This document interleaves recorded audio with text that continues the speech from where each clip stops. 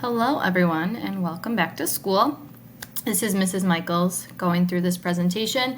I just wanted to make one video so that everybody was given the same information and it didn't differ from advisor to advisor. But I just wanted to welcome you all back to the 24-25 school year. We're so excited that you're here. A couple things that I wanted to highlight is that I really want students to be using and accessing our school website as well as checking your email. So there's a lot of different things, like today, for example, we have a different schedule. So I want you to make sure that we want to communicate this information with you throughout the year. There's going to be different things that you might need updates on.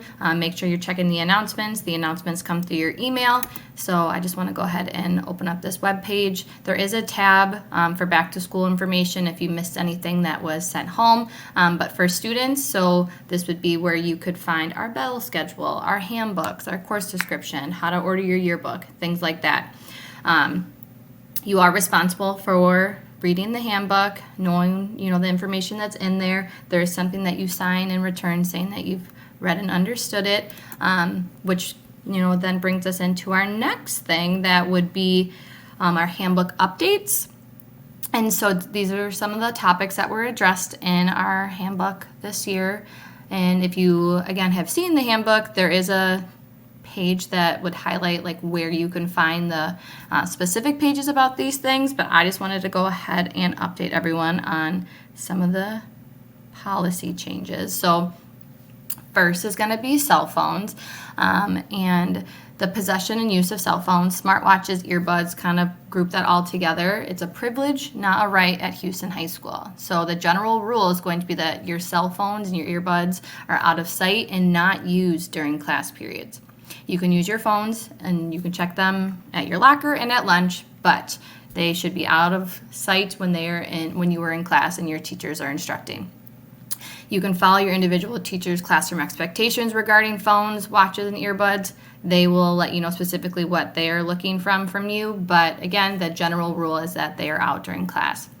If they are collected by the teacher because you're not following the classroom expectations, they would be turned into the office, and that would have, a progression of what would happen of how many times this is happening. The school would not be responsible for anything that's lost or damaged. And we also just want to highlight that students cannot take pictures or audio recordings of other students or staff members without their permission. You can see more about our detailed cell phone policy in the handbook, and again, just refer to the website for that. But a big question is why? Why might we do this? And we want cell phones to be put away during class or during school because we want to foster strong relationships and have students connecting with their peers and their teachers and staff. And then just to help with some of that focus, if the cell phones are away, you can be more present and engaged in classrooms. And then safety. We understand that, your parents might want you to carry a cell phone for safety reasons, but we just want to, if they need to get a hold of you, then they can call the school. But we just are a little bit worried about some of that access to social media and how that can be detrimental to our school community if that, if that's a distraction, there's bullying or anything like that happening. So we just want to focus on the why. And then, so how might you manage your phones? That really they should be on silent, stored in a backpack locker or a phone caddy in each classroom. They are not allowed under any circumstance in the bathroom or the locker rooms. And if parents, again, need to reach you, they can call the school and we'll make sure that we get the message to you. You could also be checking it at your locker or at lunch if your parents or any family members are trying to connect with you.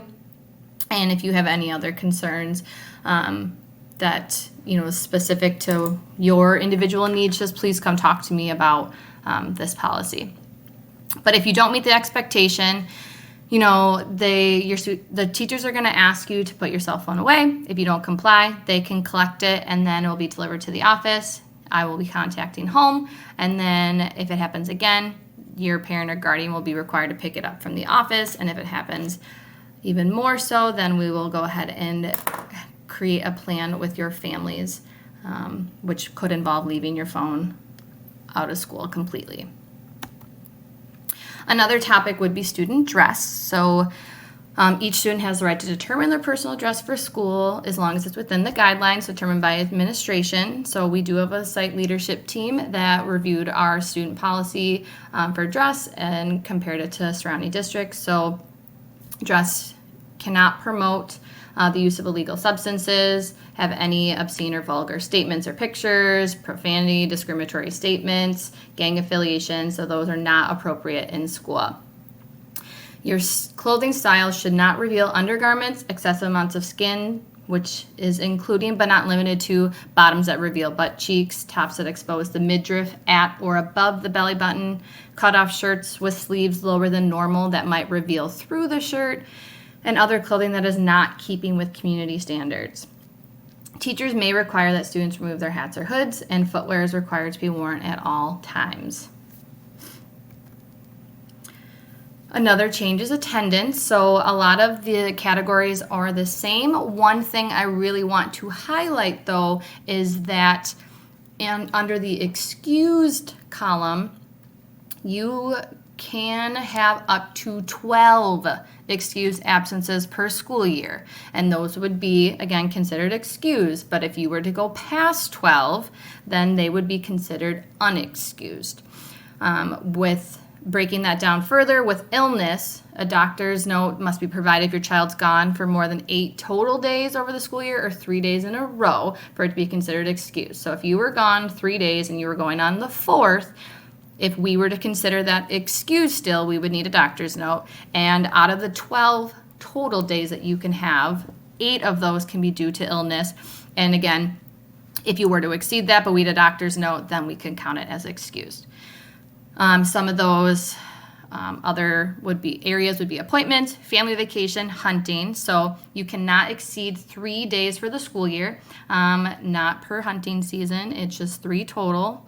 And the family vacation and the hunting need to be pre-arranged. So if you were to call that day and say, oh, I'm actually going hunting today, it would not be considered excused because it was not pre-arranged. Unexcused, the only thing that's really changing there is that with the 12 excused per year, again, if you are past 12, they'll be considered unexcused, and the total number of unexcused absences could result in a truancy referral. All right, food or drink. So school meals, which would be our breakfast and our lunch, should be eaten in the cafeteria. Students cannot bring these meals to class with them, and food and beverage consumption in the classroom is at the discretion of the teacher. So those might seem like different things, but really, if you're getting a school meal here, they are not to leave the cafeteria. The food and drink or food and beverage would be like any other given part of the day. Like if your teachers wanted to allow water bottles, if they wanted only water bottles with a resealable lid, things like that would be up to the discretion. But do not grab your breakfast and bring it to first hour with you. We will be, monitoring that to make sure that food stays in the cafeteria just to help keep our school clean. Same thing with lunch.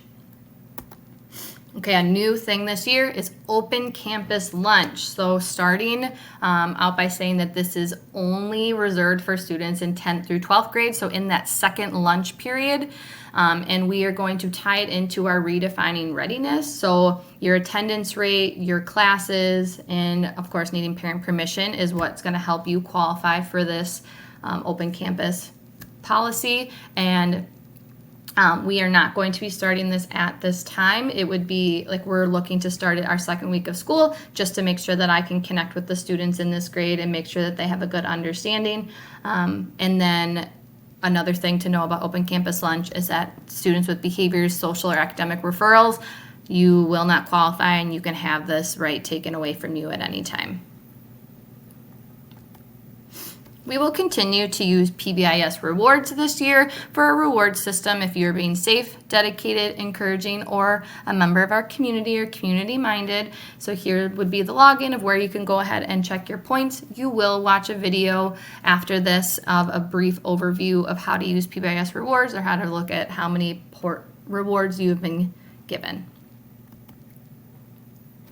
Okay, new this year, but not quite ready to roll, is going to be eHall Pass. So this is an online pass system.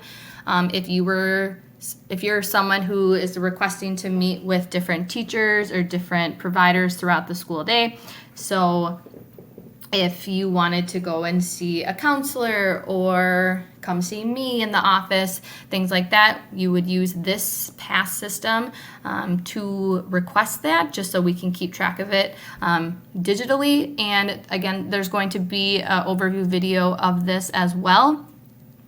And we will be using like a sign-in, sign-out system with eHall Pass if you are part of that 10th through 12th grade open campus lunch, and potentially how we sign up for locations on the early release Wednesdays. Okay, just giving you a brief introduction that we will eventually be switching and moving away from Infinite Campus and starting to use PowerSchool instead. Our school is not ready to make that switch right now, but there has been some communication sent out previously, so just updating everyone there that right now we are still using Infinite Campus, but we will eventually be transitioning from Infinite Campus to PowerSchool. Your advisors will go ahead and go through the rest of the presentation with your advisory group, but if there are any questions or concerns that come up from that, please let me, Mrs. Michaels, know, and I